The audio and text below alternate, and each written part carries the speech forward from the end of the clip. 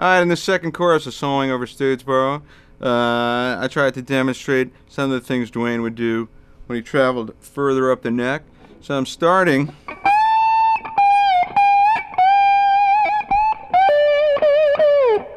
by sliding up to the 17th fret of the high E string, and then you got that pullback, and then up again.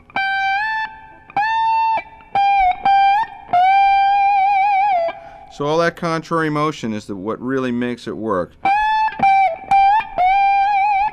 And if you're listening carefully, you can hear that there's a little bit of silence between every note.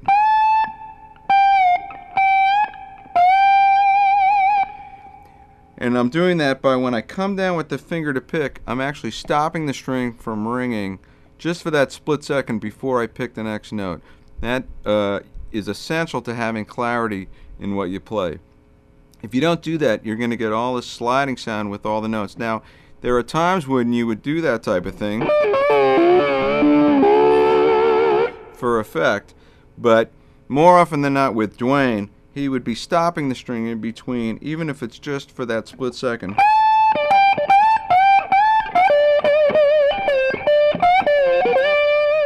You don't even perceive it as stopping, but it's what makes the notes stand out. Then I slid up to 22nd position.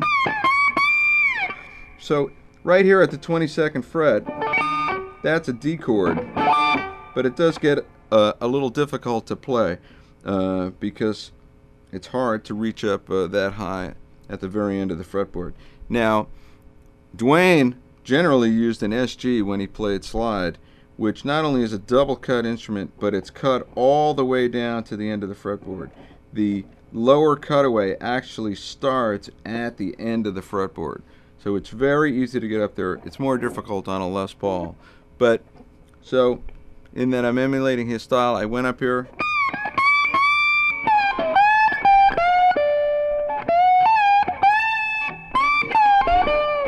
So basically using the same kind of shapes up in 22nd position that I had done in 10th.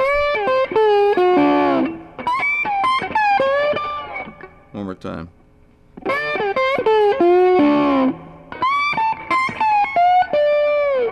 It just gets a little more difficult.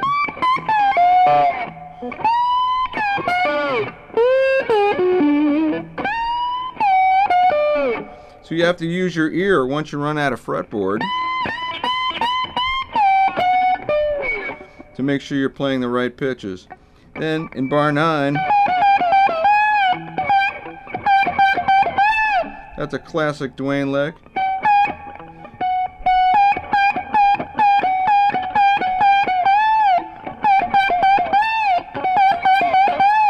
I'm pulling back from the 22nd to the 20th.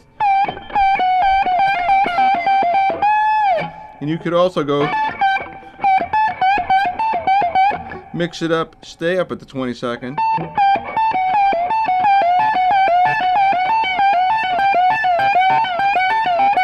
All kinds of different variations up there sound great. So at the end there, reaching up,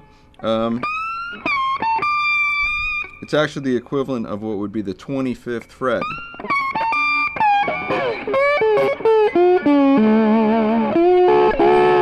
And then the solo wraps up moving back down to 10th position.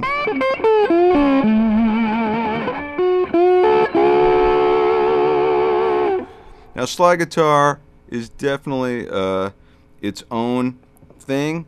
It takes a lot of work. It's its own study. As I was saying, there's a lot of things to think about when you play slide guitar, even when you're first starting. Do you want to wear a metal slide on the pinky the way Johnny Winter does? You want to wear a glass slide on your ring finger the way Duane Allman and Derek Trucks do? Do you want to wear a ceramic slide on your middle finger the way Ry Cooder does? A bottle on the middle finger the way Bonnie Raitt does? Joe Perry also wears it on his middle finger. Dickie Betts uses a socket wrench, or I should say it's a spark plug ratchet from a socket wrench set. Very heavy, wears that on his middle finger. That's the same thing that Lowell George did in Little Feat. There's a lot of decisions to be made about what is the best approach for you. So experiment. That's what you've got to do first with what feels most comfortable, and then hang in there. It'll take time because it's its own field of study, but once you get it, it's going to reap a lot of rewards because it's really such a great sound, very specific sound, and it's useful in blues and rock, and you'll be glad you did.